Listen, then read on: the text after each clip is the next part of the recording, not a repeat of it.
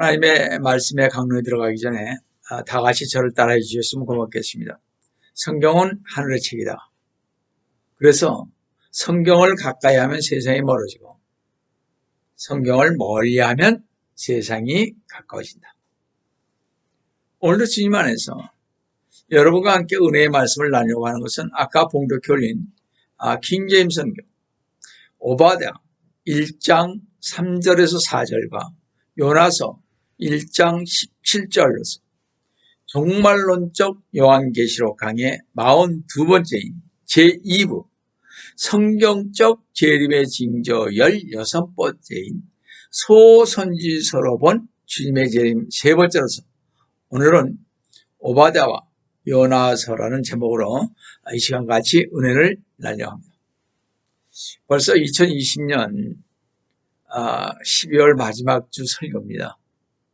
참 세월이 빠르죠. 코로나 바이러스가 정말 작년 2019년에 이렇게 번지기 12월 달에 번지기 시작해서 세계적으로 이제 1년이 넘었습니다. 여러분들 항상 건강하시고 가정이 편안하시기를 바랍니다. 성도 여러분, 주님께서는 우리가 이 땅에 있는 그 어떤 것보다 비둘기의 눈 같은 순전함으로 주님만을 바라보기 원하십니다. 땅 위에 어떤 것도 주님 만나기를 간절히 원하는 우리의 마음을 변화시킬 수는 없습니다. 아무리 중요한 음덕도 그 어떤 종류의 세상의 즐거움도 심지어 복음을 전하고 주님의 나라의 확장을 위해 희생을 할지라도 저 하늘에서 주님 만나기 원하는 우리의 마음을 앞지를 수는 없는 것입니다. 우리 주 예수 그리스도님께서 반드시 내가 속히 오리라 약속하신 때로부터 2000년이 지났습니다. 사도 베드로, 요한, 바울을 비롯한 초대교회 성도들뿐만 아니라 우리보다 앞서간 대부분의 믿음의 선배들은 살아서 들림받고 주님 만나기를 고대하며 신앙생활하며 살아왔습니다. 그러나 우리가 처한 지금 상황은 그들과는 다릅니다. 계시록의 7교회의 시대에서 마지막에 해당하는 라오디게아 시대의 맨 끝에 지금 저희는 와 있습니다. 지금 우리는 그 어떤 시대보다도 요한복음 11장 26절에서 살아서 나를 믿는 자는 영원히 죽지 아니하리라 하신 그 말씀이 실현될 시대에 저희는 살고 있습니다. 우리는 주 예수 그리스도님께서 반드시 속히 오리라 하신 말씀을 믿고 소망하며 신앙생활을 하면서 살고 있습니다. 그러나 상대로는 만일 주 예수 그리스도님께서 어떤 이유에서든 하루, 이틀, 아니면 1년, 2년을 지체하실지라도 10년, 20년을 지체하실지라도 우리가 주님을 기다리는 마음은 주님께서 반드시 속히 오리라 하신 말씀을 믿었을 때처럼 재림의 소망을 안고 가야 할 것입니다. 주 예수 그리스도님을 기다리는 우리의 마음은 매일 매 순간 더욱 깊어져야 하는 것입니다. 그러므로 성경을 읽고 또 읽을 때마다 특별히 정말 재림의 그 선지서의 그 예언들을 읽을 때마다 여러 성도님들은 주님의 재림을 확고히 다져 보아야 할 것입니다. 선지서들 가운데 특히 소선지서들은 주님의 심판과 대환란과 주님의 재림과 천년왕국을 예언하고 있기에 성도 여러분은 진리를 아는 지식, 디모데전서 2장 4절에서 말씀하시잖아요. 또 하나님을 아는 지식, 에베소서 1장 17절에 그 말씀처럼 우리가 이 진리를 아는 지식과 하나님을 아는 지식을 충만히 공급받아 주 예수 그리스도님의 그 충만하심의 장성 분량에 이르시기를 주님의 이름으로 축원드립니다. 그런데 이 선지서들은 대선지서와 소선지서로 나누는데, 대선지서는 여러분이 잘 알다시피 이사야, 에레미야, 에스겔, 다니엘 등 4곳이며, 소선지서는 호세아로부터 말라기까지 12권입니다. 이 대선지서와 소선지서로 나누는 근거는 그 책들에 기록된 분량에 따른 것으로서 이 선지자들의 활동 시기는 모두 약 316년입니다. 모든 선지자들은 예수 그리스도님의 왕권을 강조하고 있습니다. 그렇지 않다 하는 선지자는 아마 한 사람도 없을 것입니다. 주 예수 그리스도의 왕권은 주님의 재림과 함께 천년왕국 때부터 시작됩니다.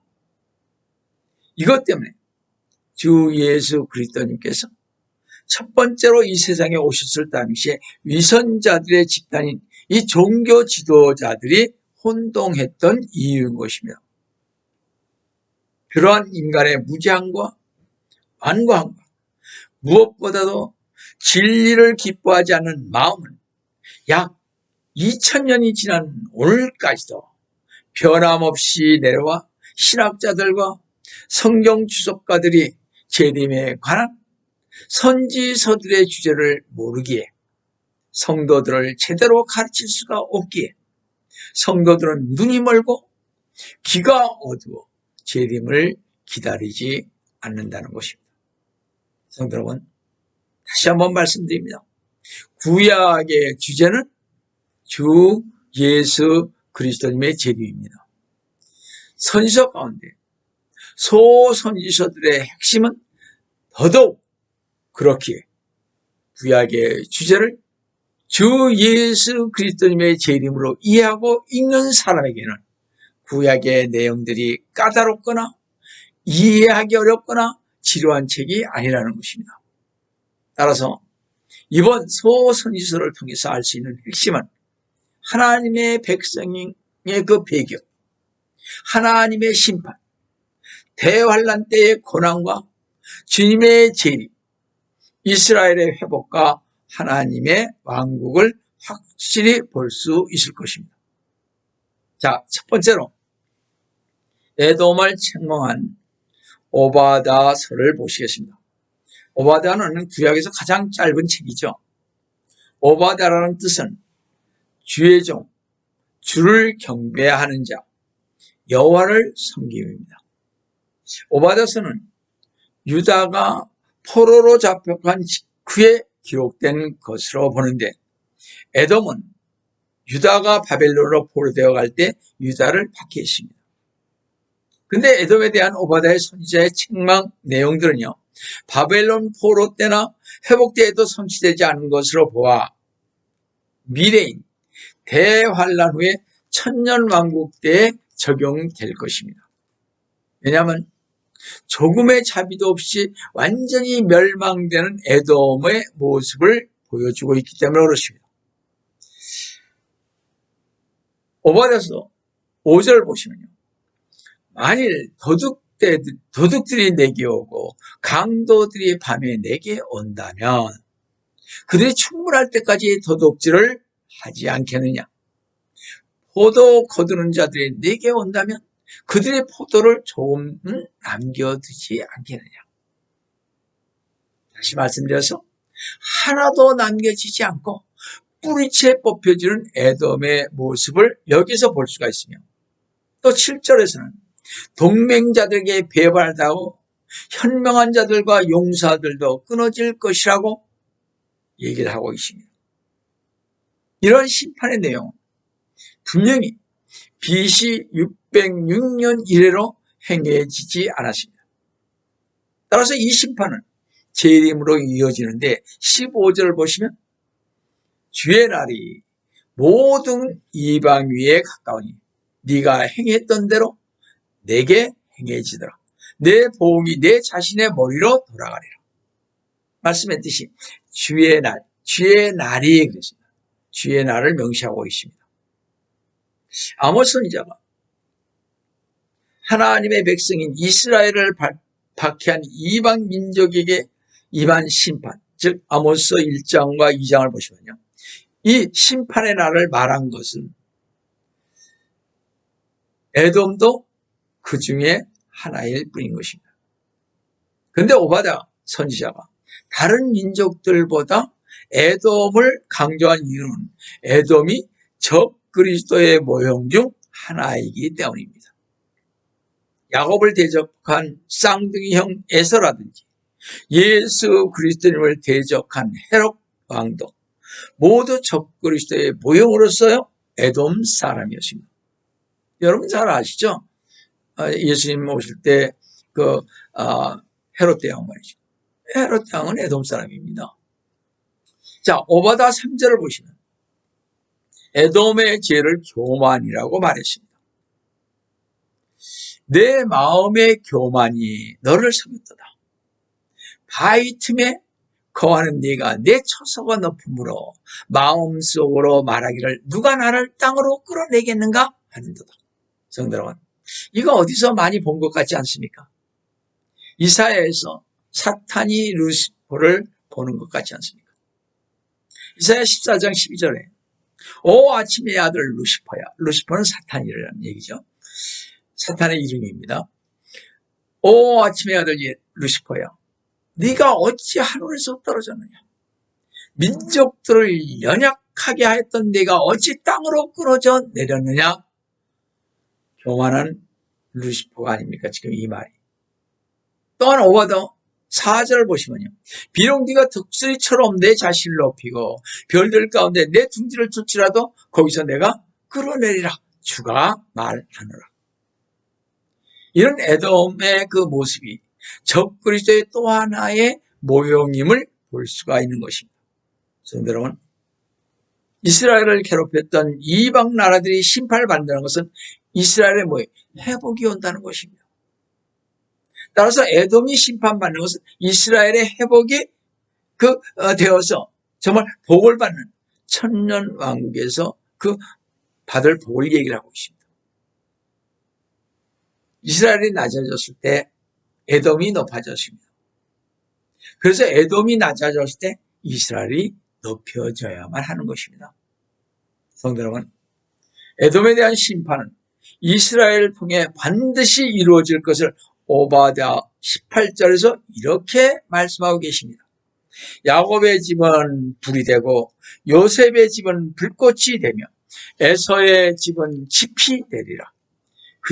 이스라엘이 그들에게 에돔에게 불을 붙여 그들을 에돔을 삼키리니 에서의 집에는 남는 것이 없으리라. 이는 주가 그것을 말하였습니다. 에돔에 대해 이스라엘이 심판을 내릴 것입니다. 이사야 34장 9절에서 10절에서 에돔에게 불심판이 내릴 것인데 에돔이 뭐라 그랬어요? 불못이 되리라고 하지 않았습니까? 뿐만 아니라 오바댜 20절에서 21절에서 이스라엘 민족이 이방뿐만 아니라 에돔 땅을 차지할 것이라고 말했습니다.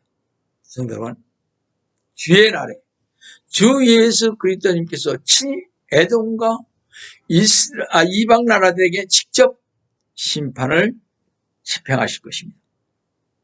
이스라엘 백성들을 괴롭혔던 열국들은 멸망하고 에돔이 멸절되면 이스라엘은 원래 하나님께서 아브라함에게 약속하셨던 그 모든 땅을 소유하게 될 것이며 주님께서 지상을 1000년 동안 다스릴 것입니다. 두 번째로 주 예수 그리스도의 위대한 예표가 된 요나서를 보겠습니다. 사실 요나 선지자는 우리의 사랑을 받지 못하는 인물인데도 우리가 가장 많이 인용하는 성경 중에 하나입니다. 요나라는 이름은 비둘기라는 뜻으로서 스불론 지역에서 난 선지자죠. 지금의 갈릴리 지역의 선지자로서 여로보암 2세 통치 기간에 살았던 선지자였습니다. 열왕기하 14장 25절 27절에 보시면 주님의 제자인 사도 나다나엘은 요한복음 1장 46절에서 나다나엘에게 그에게 말하기를 나사렛에서 무슨 좋은 것이 나올 수 있느냐 했습니다. 또 바리새인들은 요한복음 7장 52절에서 그들이 대답하여 그에게 니고데모에게 말하기를 너도 갈릴리에서 왔느냐? 갈릴리에서는 어떤 선지자도 나오지 않는다고 했으니 찾아보라고 하더라 말했습니다. 그런데 성도 여러분, 주 예수 그리스도님의 죽음과 부활을 예표하는 가장 중요한 선지자가 바로 갈릴리 출신이었다는 것입니다. 이것은 왜 주 예수 그리스도님께서 갈릴리 선지자로 불려야 하는지 그 이유를 잘 설명해 주는 것입니다. 주 예수 그리스도님께서 요나의 표적을 제시한 곳은 바로 갈릴리 지역에서였습니다. 요나서에서 발견할 수 있는 세 가지 진리는 다음과 같습니다. 첫째, 요나서는 주 예수 그리스도의 죽음, 장사 지낸 그리고 부활하심을 예표합니다. 둘째, 요나서는요, 불순종하는 자녀의 삶, 행동, 그리고 징계 및 회복에 관한 영적인 교훈을 줍니다. 셋째, 요나서는 대환란 기간 중 왕국복음 마태복음 10장을요 전파하도록 부르심을 받게 될 유대인 전도자들의 미래 사역에 대한 예언인 것입니다. 여러분, 그래서 그 시골이라는 갈릴리 나다나엘이 나사렛에서 무슨 좋은 것이 나오시겠느냐 모르는 거죠. 너무나 요나 선지자가 거기서 태어난지를 몰랐던 거예요. 주님의 그 위대한 표적을 요나서를 통해서 말씀하고 있지 않습니까? 여호와 하나님은 요나가 영원한 가치가 있는 일을 하기를 원하셨습니다. 요나 선지자가 한 분명한 과제를 주셨죠. 요나서 1장 2절을 보시면 너는 일어나 저 큰 성읍 니누에로 가서 그 성읍에 외치라. 이는 그들이 죄악이 내 앞에 닿았습니다. 요나 선지자에게 하신 하나님의 명령은 일어나 가서 외치라는 것입니다. 요나는 그가 있던 자리에서 일어나야 했고 또 니누에로 가야만 했으며 하나님의 메시지를 그 악한 성읍 적국인 니누에를 향해 외쳐야만 했습니다. 만약 이 말씀이 우리에게 주어졌다면 이 사명을 감당할 수 있겠는가 하는 것입니다. 여러분, 바로 지금 이 시간 죽은 자들 가운데서 일어나라는 것입니다. 만약 우리가 영적인 잠을 자고 있다면 주님께서 들려주시는 경종소리에 귀를 기울여야 할 것입니다. 에베소서 5장 14절에서 잠자는 자여 깨어라. 그리고 죽은 자들로부터 일어나라. 그러면 그리스도께서 내게 빛을 주시리라. 아멘. 우리는 지금 바로 이 시간 죄의 잠에서 육의 안일한 잠에서 게으름과 태만의 잠에서 영적 사망의 잠에서 깨어나 일어날 때가 되었다는 것입니다. 이제 우리는 우리 모두 성도들은 주님의 말씀대로 깨어있어 언제고 다시 오실 주님을 기다림으로 살아야 할 것입니다. 우리 모두는 주님 오시는 그날을 소망하면서 기다리면서 주님께서 주신 사명을 완수하기 위해 잃어버린 영혼들을 찾아가서 담대하게 주님께서 주신 말씀을 외치라는 것입니다. 분명히 요나는 일어나는 명령을 따랐으나 어디로 갔어요? 니느웨를 가지 않았습니다. 요나서 1장 3절을 보시면요. 요나는 주의 면전에서 다시스로 도망하기 위하여 일어나서 다시스로 도망갔습니다. 욥바로 내려가 다시스로 가는 배를 만났더라. 그리하여 그가 주의 면전에서 피하여 그들과 함께 다시스로 가려고 뱃삭을 집으라고 배를 탔더라. 요나 선지자는 아시리아와 같은 하나님을 믿지 않는 나라가 하나님의 그 말씀을 들어야 한다는 생각을 하지 않았습니다. 니느웨의 그 백성들은 그 악이 극도에 달한 잔인한 백성이었습니다. 더구나 자기 나라를 괴롭히고 멸망시키는 그 나라에 요나 선지자는 니느웨 성으로 가서 말씀을 전하고 싶지가 않았었습니다. 그래서 요나는 필사적으로 다시스, 즉 지금의 스페인으로 도망하는 쪽을 택했던 것입니다. 요나는 하나님의 뜻을 행하기 것보다는 하나님의 말씀에 불순종하기로 마음 먹었던 것입니다. 많은 사람이 불순종의 행동으로 하나님 앞에서 사라져버리죠. 하나님이요, 불순종하면 계속 제 생각에는 이렇게 관심을 두지 않는 것 같습니다. 지금도 말이죠. 하나님의 낯을 피하여 도망하는 모든 사람들은 조만간에 고통과 슬픔을 만나게 되며 거기에는 비참과 혼란과 어둠과 후회만 있을 뿐인 것입니다. 그렇게 주님께서 우리에게 너희도 가려느냐고 물으시면 우리는요, 베드로처럼 우리가 네게로 가오리까라고 대답하시는 우리 성도 여러분 되시기를 주 예수 그리스도님의 이름으로 축원합니다.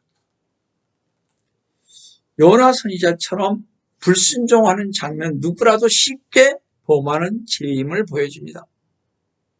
성도 여러분, 요나 선지자처럼 하나님의 부르심을 외면한 성도는요, 하나님의 면전을 피하여 간 사람에게 하나님의 임재가 떠난 사람이죠. 요나서 1장 3절처럼 또 풍랑 가운데 있으면서 보호받지 못하는 사람이요. 요나서 1장 4절에 잠자는 자에게 자신에게 닥칠 위험도 인지하지 못하는 사람인 것을 요나서 1장 6절에서 볼 수 있습니다. 그러나 그가 양심이 살아있는 성도라면 적어도 살아계신 하나님 앞에 두려워할 줄 알아야 할 것입니다. 그리고 자기의 죄에 대해 책임을 질 줄 알아야 할 것입니다. 그것이 요나서 1장 9절에서 나오지 않습니까? 자, 우리 요나서 1장 12절을 보시면 요나가 그들에게요, 선원들에게 대답하기를 나를 들어 바다에 던지라. 그리하면 바다가 너에게 잠잠해지리라. 이는 나로 인하여 이 큰 폭풍이 너에게 임한 것을 내가 알기 때문이라. 요나 선지자는 스스로요, 이 지금 풍랑이 일고 지금 막 배가 뒤집히려고 난리 아니니까 그때 요나 선지자는 스스로 바다에 뛰어들려고 하지 않고 선원들에게 뭐라고 그랬어요? 자기를 바다에 던져주도록 요청을 했습니다. 그리고 요나는 그렇게 해야만 바다가 조용해질 것이라고 거기는 배에 있는 사람들에게 확신시켜 주었습니다. 요나 선지자는 자신이 다른 사람들을 죽게 하는 원인이 되었고 그들을 죽음으로부터 보호하는 길은 바로 자신이 죽어야 하는 것이라고 생각을 했습니다. 참 회개자는 그들의 죄나 어리석음 때문에 다른 사람이 그 쓰라린 아픔을 당하거나 곤란에 처하는 일이 없도록 간절히 소원하는 것을 보게 됩니다. 다윗 왕도요, 역대상 21장 17절에서 다윗이 하나님께 말씀드리기를 백성을 계수하라고 명한 것은 내가 아니니까 실로 죄를 짓고 악을 행한 자는 바로 나니이다. 그러나 이 양들을 말하면 그들이 무엇을 행하였나이까? 오 주 나의 하나님이여, 내가 주께 청하노니 주의 손으로 나와 내 아버지의 집을 치시고 주의 백성은 치지 마시오. 그들이 재앙을 당하지 않게 하소서. 이렇게 말한 것처럼 요나 선지자도 자기를 잡으러 이 폭풍을 보내신 하나님의 뜻에 복종하여 이렇게 선원들에게 제의했던 것입니다. 바다를 조용하게 진정시키려면 나를 던지는 것밖에 달리 방도가 없으니까 나를 던져라 하고 말했던 것입니다. 다시 말씀드려서 폭풍을 일으킨 장본인이 나라면 물건을 던져봐야, 배에 있는 물건을 던져봐야 소용이 없고 바다를 진정시킬 수가 없으니 너희는 나를 바다에 던져야 한다고 말하고 있는 것입니다. 여기서부터 자기의 생명을 많은 사람의 대속물로 준다는 점에서 요나는 예수 그리스도님의 예표가 됩니다. 요나 선지자가 흉흉한 바다를 잔잔하게 하기 위해 자신을 던지도록 내어주었듯이 우리 주 예수 그리스도님께서도 우리를 위해서 십자가 위해서 자신을 바치셨습니다. 요나서의 가장 극적인 장면인 또 핵심인 요나서 1장 17절을 보시겠습니다.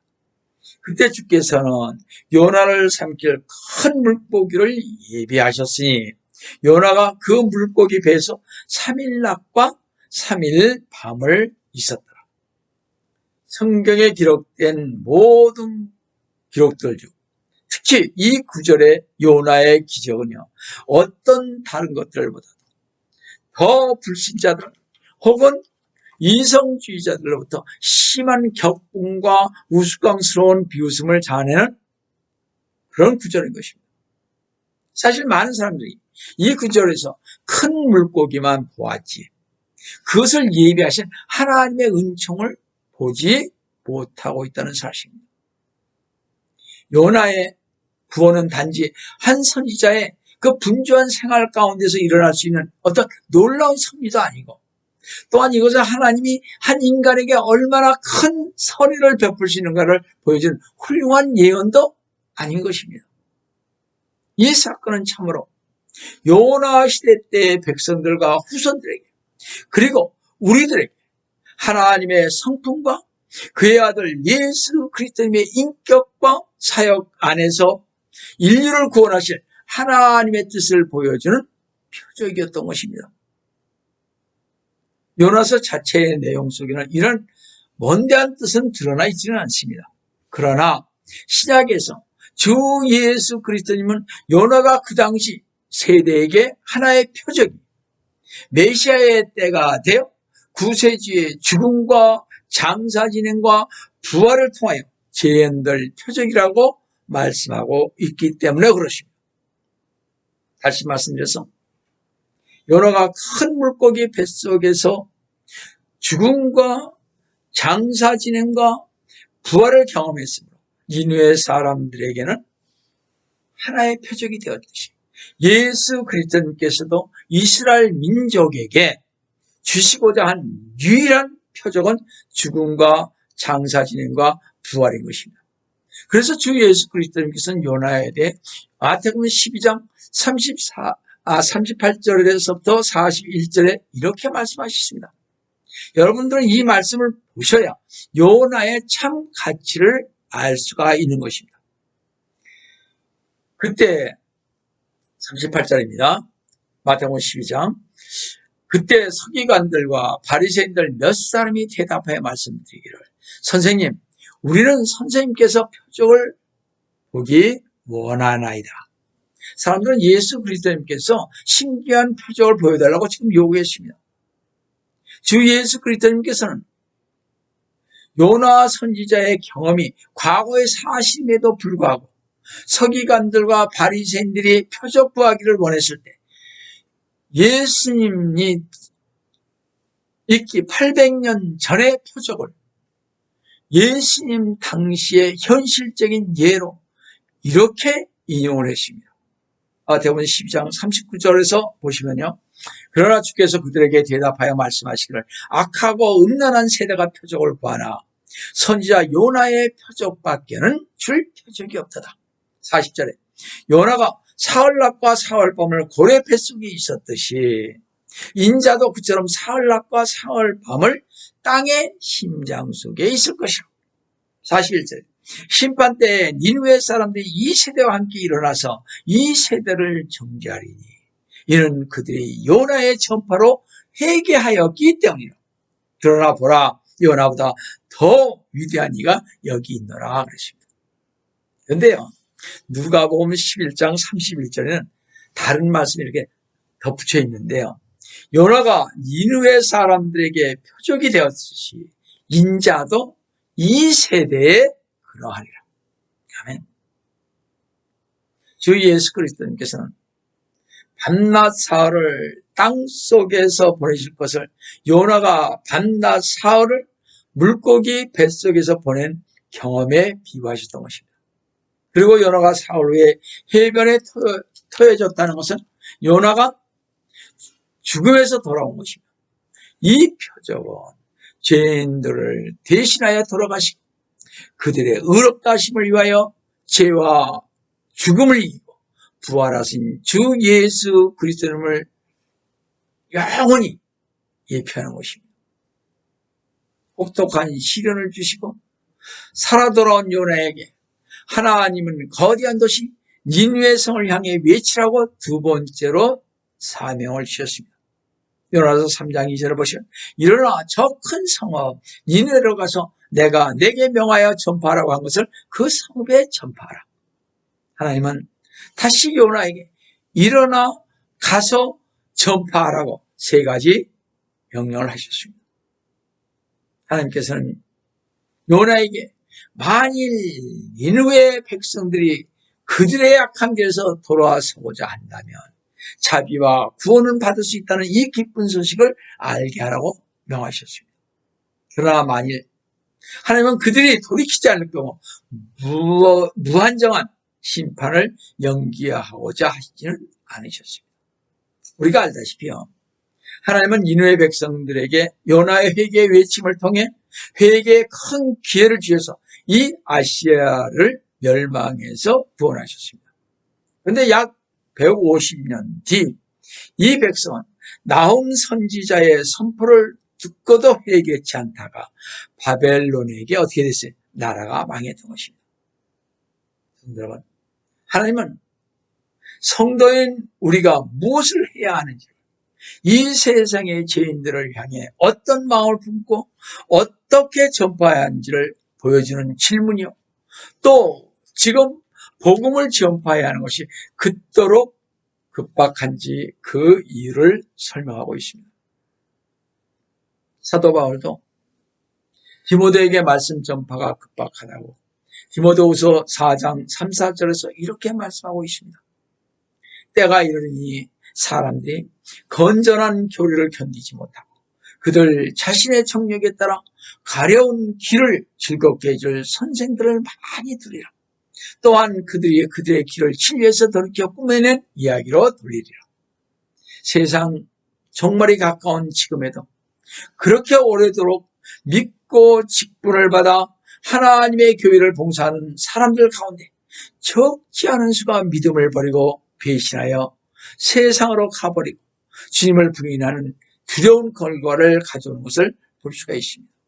성도 여러분, 2600년 전에 니느웨 성의 사람들에게는 2000년 전에 이스라엘 백성들에게는 지금의 사람들에게도 하나님께서는 회개하여 돌아오기를 오늘도 내일도 기다리신다는 것입니다. 아직도 하나님의 은총의 문을, 정말 그 문은 우리를 기다리며 어서 회개하고 돌아오라고 활짝 대문을 열어놓고, 지금은 은혜를 받으면 때요, 지금은 구원의 날에 이런 날이니까 이제라도 금식하며 울며 애통하고 마음을 다하여 돌아오라고 말씀하고 계신 것입니다. 여러분, 만약 주님과 사이가 멀어졌다면 어서 주님의 품 안에 들어오시기를 속히 오리라 하신 주 예수 그리스도님의 이름으로 간구합니다. 다시 기도하겠습니다. 만왕의 주 하나님 아버지, 저희들에게 귀하신 말씀을 허락하심을 감사를 드립니다. 주님께서는 저희들이 이 땅에 있는 그 어떤 것보다 비둘기의 눈 같은 순전함으로 주님만을 바라보기를 원하십니다. 또한 땅 위에 어떤 것도 주님 만나기를 간절히 원하는 우리의 마음을 변하게 할 수 없을 것입니다. 그래서 우리 모두는 주님 오시는 그날을 소망하면서 주님께서 주신 사명을 완수하기 위해 또 잃어버린 영혼들에게 담대하게 주님의 말씀을 전해야 합니다. 주님, 저희들 주님의 청지기로서 말씀과 기도와 금식으로 무장하게 도와주시옵소서. 이 마지막 시대를 잘 분별하여 주님의 재림을 기다리게 도와주시옵소서. 항상 저희들을 이끌어 주시고 보호해 주시는 주님의 은혜에 감사하고 주 예수 그리스도의 이름으로 간절히 기도드리옵나이다. 아멘.